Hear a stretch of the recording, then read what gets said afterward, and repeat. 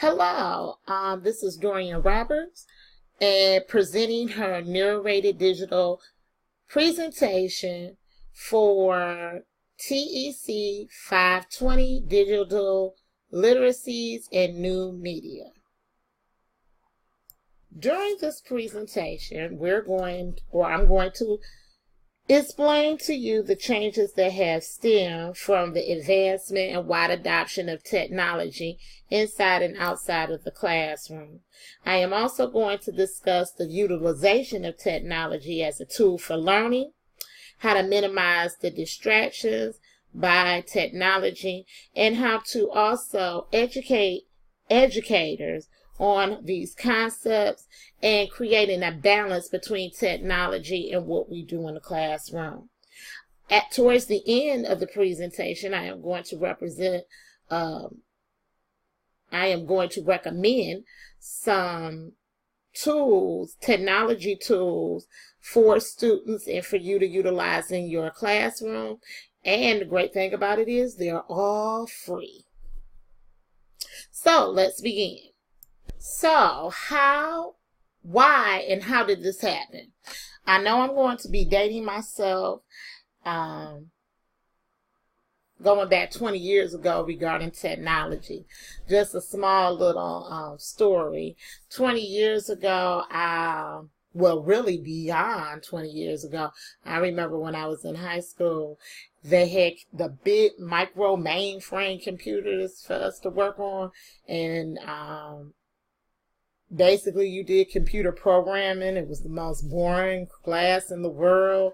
And then your other form of technology was either some type of big gaming system that you played with at home, or it was the calculator, the graphing calculator for math classes. Well, needless to say, since then times have changed. Technology users start from the youngest in technology and begins and continues on from there.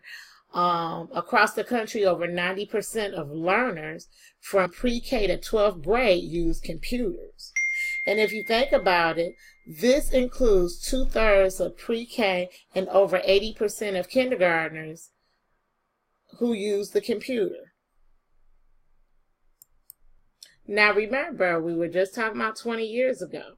And 20 years ago, remember, technology classes were mainly for the boys. Well, now technology has closed the gender gap between boys and girls. So overall, boys and girls utilize technology and the internet equally. Inside the school, students use technology functions mainly for writing assignments, online research, creating slideshows, videos, and web pages.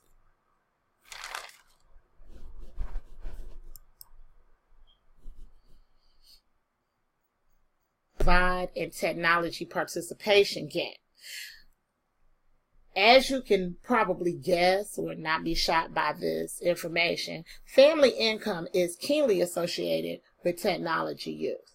There is a decrease in technology use in African American and Hispanic students, while white students use technology more than their minority counterparts, African Americans and Hispanic.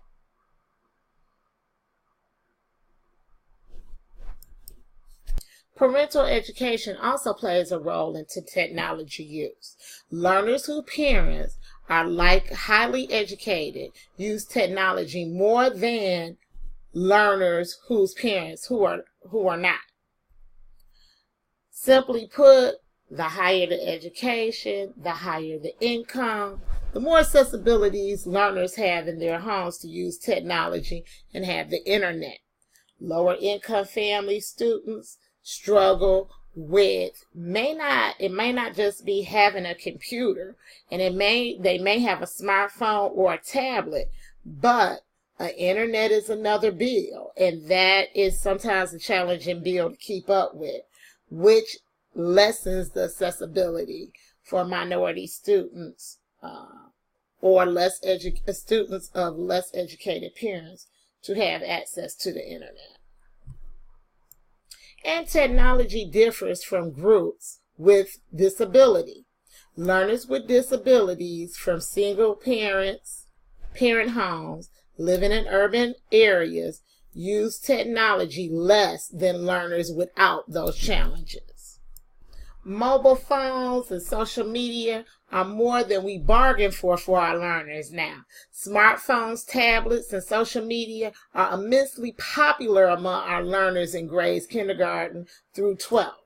And because of its accessibility, text messaging is now the new preferred term for communication. Isn't that something? So rather than pick up the phone and see how someone's doing, our generation of learners today prefer to text or Snapchat or video Skype or what have you. Something different. So what does this mean for educators, and where do we go from here?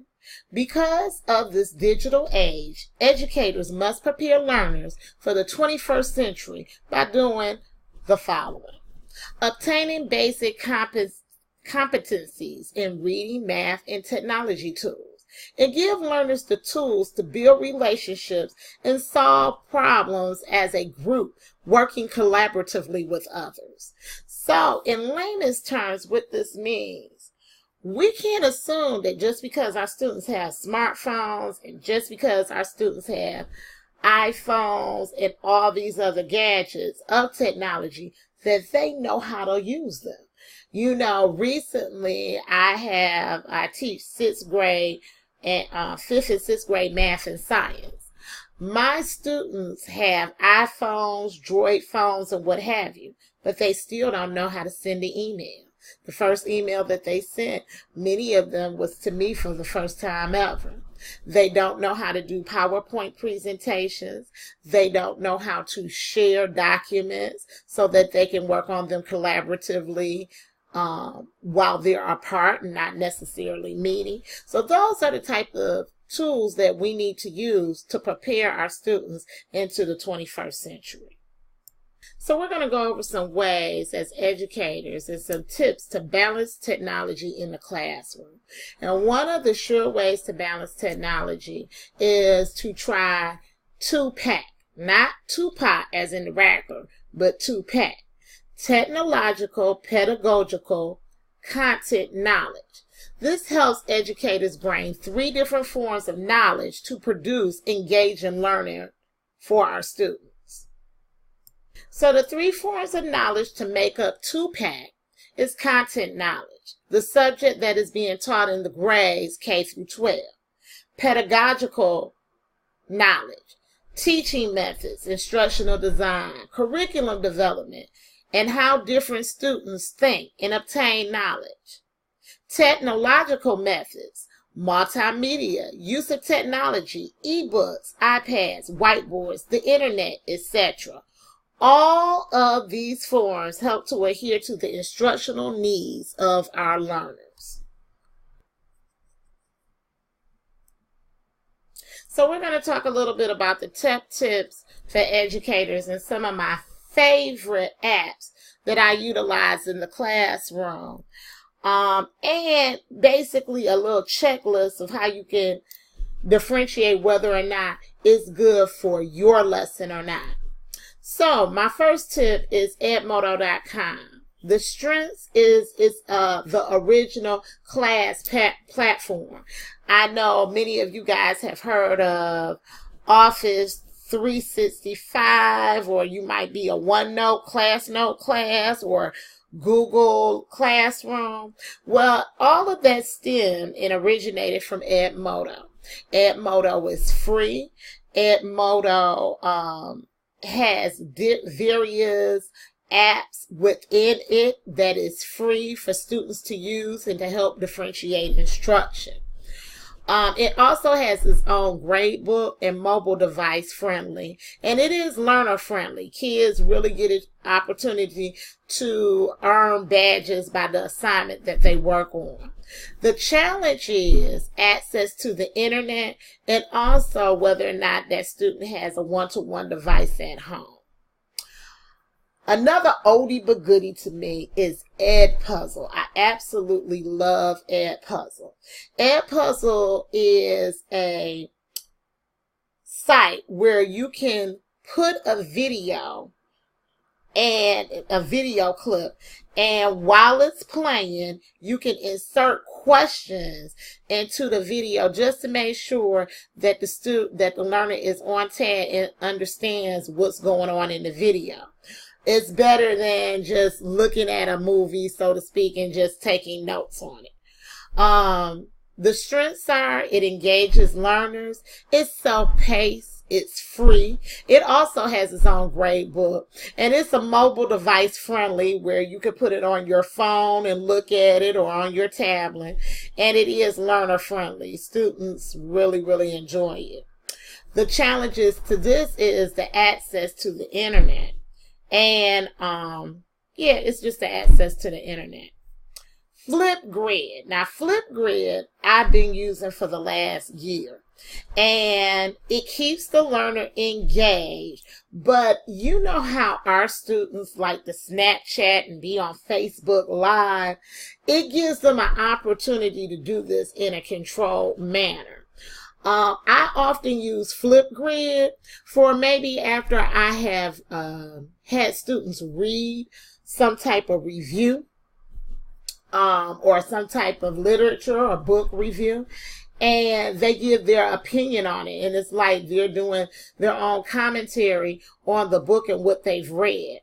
I like it because not only with Flipgrid, it gets the students involved, but the students really take value in having a voice, and that voice being shared throughout others in their classroom.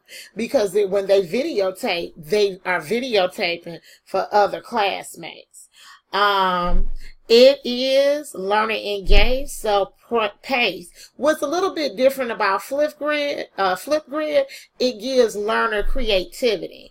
Mobile device friendly and is learner friendly. Challenge is internet and the device is needed. So that is all for today. I hope you enjoyed this professional development. If you have any questions, you can feel free to ask me. And this pretty much concludes my presentation.